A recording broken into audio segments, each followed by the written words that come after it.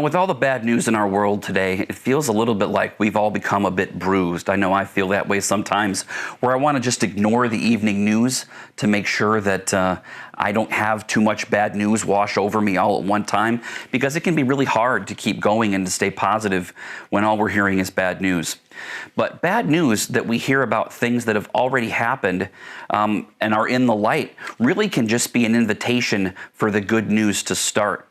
In the past couple of years, abuse scandals have rocked Christian churches and denominations and organizations as the horrible reality of abuse and the unpreparedness and callousness of groups of believers to the suffering and harm caused by abusers went unchecked. There's no way to cast these scandals as purely good news. There's nothing good about abuse. There's nothing about abusers being protected. There's nothing good about cover-ups or harmed people being ignored or mistreated by the Christian leaders they should be able to trust. Those who've survived abuse deserve better than such treatment.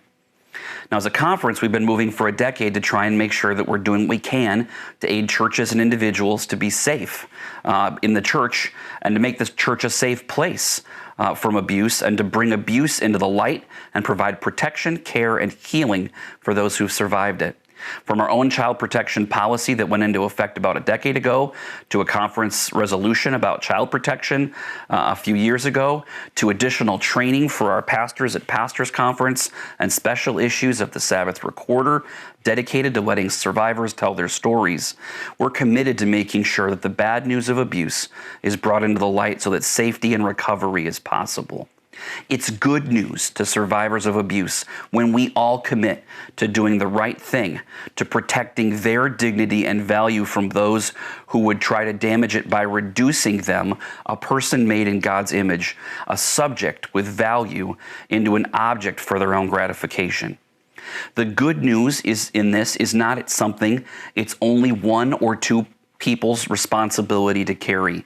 We all have a responsibility to address abuse and care for those who survive it in the world and, if necessary, in our churches. So today, I want to give you a few key behaviors and attitudes to practice as we look to carry the good news of Jesus Christ into our world and into our churches as we encounter those who survived abuse. So first, be prepared for stories of abuse to find you.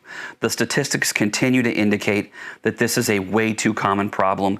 If you're talking about the various forms, sexual abuse, physical abuse, emotional abuse, other types of abuse, what you'll discover is that it is absolutely everywhere.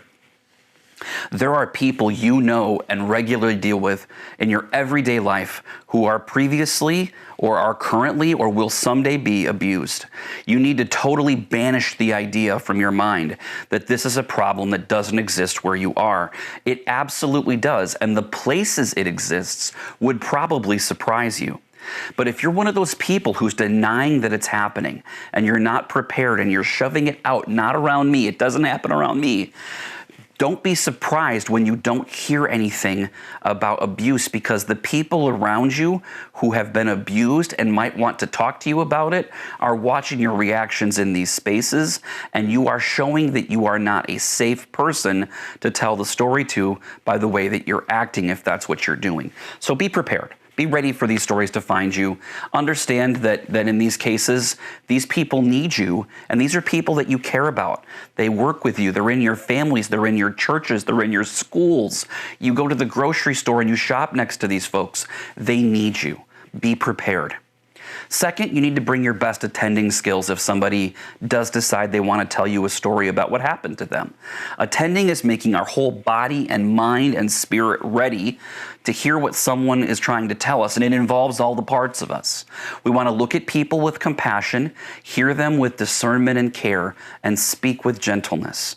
Abused people are often struggling with believing they're valuable. That's what the abuse has done to them. It makes them think that they're not valuable. And so we need to show our full attention so that we demonstrate we understand their value before God.